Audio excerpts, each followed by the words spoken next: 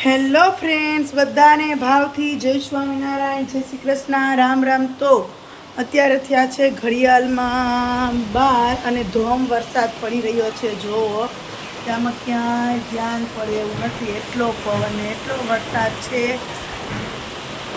વરસાદ પડે ને એટલે બહેનોને ચિંતા ઉપડી જાય કે હાય રે, હવે કપડાં નહીં સુકાય. અરે બાપા, કપડાં ના સુકાય તો પંખે નાખી દેજો, પણ વરસાદની તો જરૂર પડશે જ ને. વરસાદ નહીં આવે તો પાક નહીં તૈયાર થાય, ને પાક નહીં તૈયાર થાય તો આપણું વરસ નબળું જાય, એ એને ખબર છે. એટલે જો અત્યારે ઘડિયાળમાં 12 થઈ ગયા છે ને, તો અમારે જુનાગઢમાં બહુ વરસાદ આવે છે. અને હું છે ને અત્યારે રસોઈ ચાલુ કરી છે મેં. એટલે આપણે સરસ મજાનો મરચાંનો સંભારો બનાવી લીધો છે. અને હવે આપણે છે ને આજે રીંગણા બટેટાનું શાક કરવાનું છે. એ પણ ભરેલા રીંગણા બટેટાનું શાક કરવાનું છે. તો ચાલો બધા આજે સરસ મજાનું ભરેલા રીંગણા બટેટાનું શાક ખાવા માટે.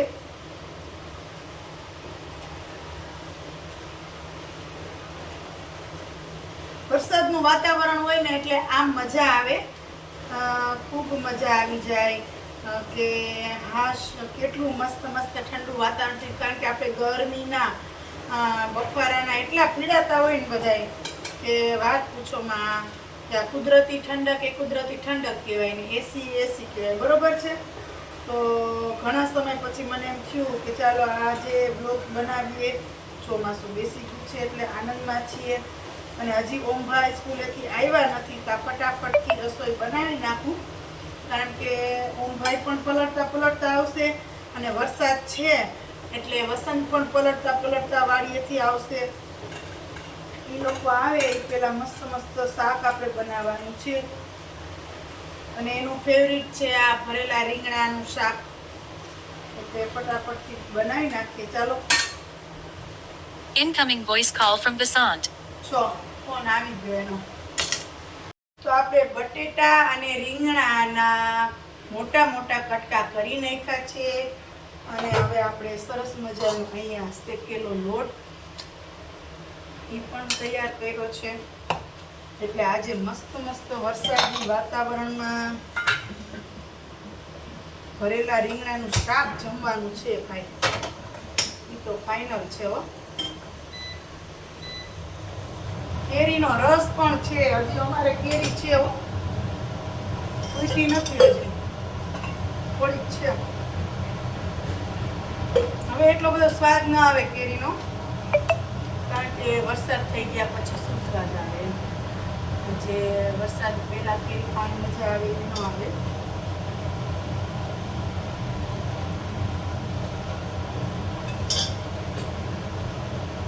ચાલો આપણે સરસ મજાનું શાક વઘારી નાખીએ. અને ઘણા સમયથી અમે લાઈવ પણ નથી કર્યું. એનું કારણ એ છે કે અહીંયા નેટવર્ક પ્રોબ્લેમ છે, તો લાઈવ થતું નથી.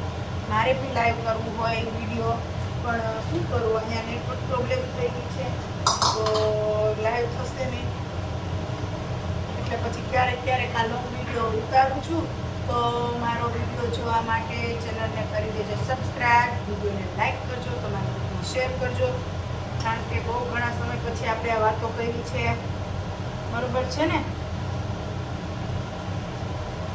સરસ મજાની હું તો રસોઈ બનાવું, જમવા પધારો ઘનશ્યામ મારા.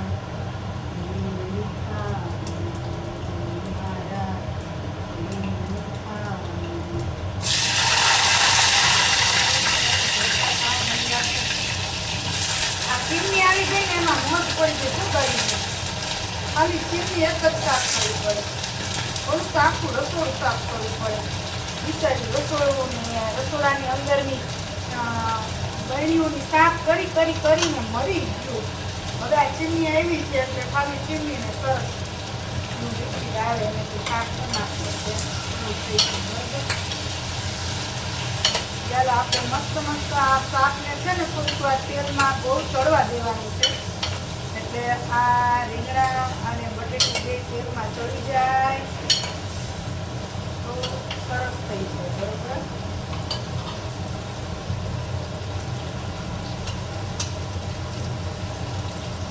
ચોમાસાની ઋતુમાં આપણને કેવું સરસ સરસ મજાનું તેલવાળું જમવાનું મન થાય નહીં કે ચાલો ને ભજીયા બનાવીએ, ચાલો ને કાંઈક ને કાંઈક બનાવીને જમીએ, ગાંઠિયા બનાવીએ, ભજીયા બનાવીએ. બનાવી જમવું છે. એકદમ મસ્ત મસ્ત થઈ ગયું છે. ચાલો હું તમને બતાવું. જો છે ને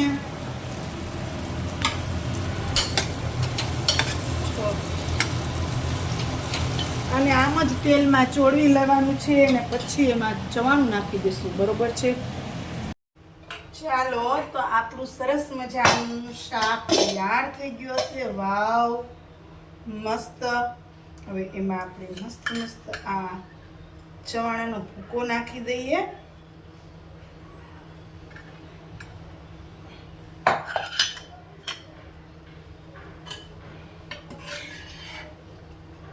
વાહ, મસ્ત થઈ ગયું છે. ચાલો આને બહુ પાછું હલાવવું નથી.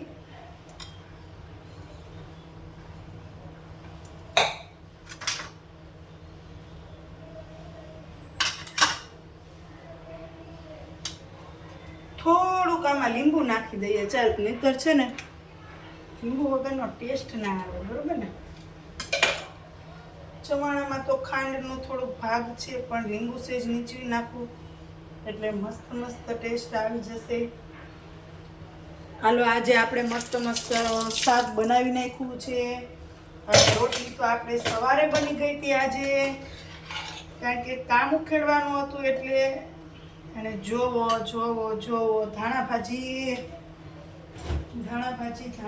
લઈ લઈએ. ચાલો ફ્રીજમાંથી. તો મસ્ત મસ્ત શાક તૈયાર થઈ ગયું છે. હવે વાડીએથી વસંત આવે અને સ્કૂલેથી ઓમભાઈ આવે એટલે આપણે ફટાફટ જમવાનું પીરસી, ભગવાનને થાળ કરી અને જમી લઈએ. પણ એની પહેલાં તમે જોવો તો ખરી આ શાક કેટલું મસ્ત થયું છે.